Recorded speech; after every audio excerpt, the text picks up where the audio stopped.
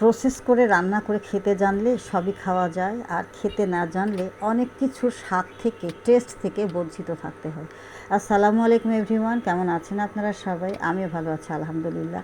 এই যে এখানে একটা রান্না হচ্ছে চুলায়, এখানে পাতিল দিয়ে, পাতিলের মধ্যে পরিমাণ মতো তেল গরম করে নিয়ে সেখানে তেজপাতা, শুকনা মরিচ কয়েকটা, গোটা কয়েকটা শুকনা মরিচ, দারুচিনি ফোড়ন দিয়ে নিয়ে সেখানে একটা মশলা ঢেলে দিলাম, মিক্সড মশলা।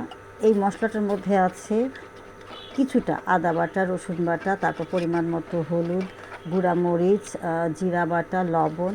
এগুলো ভালো করে পানি দিয়ে গুলিয়ে নিয়ে মিক্সড করে নিয়ে সেই ফোড়নের সাথে ভালো করে কষিয়ে নিচ্ছি।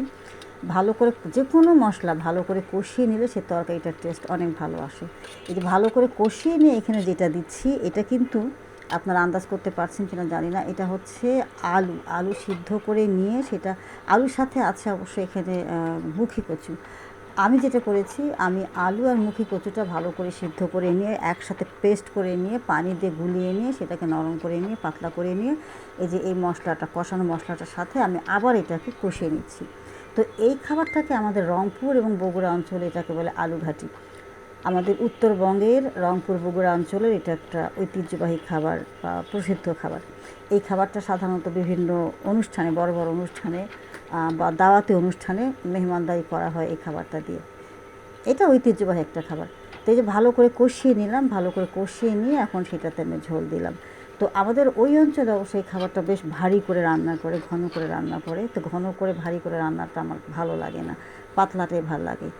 আমি সেদিন বেশি করে পানি দিলাম, পানি দিয়ে পাতলা করে এনে ভালো করে ফুটিয়ে নিচ্ছি। তো এটা বেশি করে ফুটানো হলেই কিন্তু টেস্টটা ভালো আসে। আমাদের বগুড়া, রংপুর অঞ্চলে অবশ্য এই খাবারটা ঘন করে ভারী করে নিয়ে গরুর মাংস বা মুরগির মাংস দিয়ে রান্না করে। কিন্তু আমি আজকে সেটা করিনি, আমি আজকে এটা করেছি ডিম ভাজি দিয়ে। যে ডিম ভাজি করে নিয়ে চাকচাক করে নিয়ে সেটা এই পাতলা আলু ঘাটির মধ্যে ডুবিয়ে দিচ্ছি।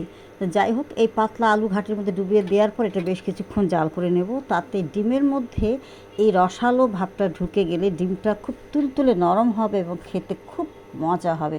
খুবই টেস্টি একটা খাবার এটা।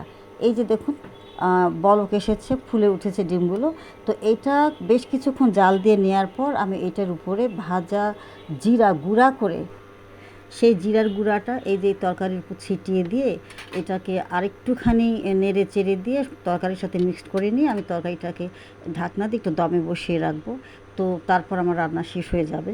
তো বন্ধুরা, আমার এই রান্নাটা যদি আপনাদের কাছে ভালো লেগে থাকে তাহলে অবশ্যই লাইক, কমেন্ট, শেয়ার করে আর ইউটিউব চ্যানেলে সাবস্ক্রাইব করে আমার এই পেজের সাথেই থাকুন এবং আমার পেজটাকে এগিয়ে নিতে সহায়তা করুন।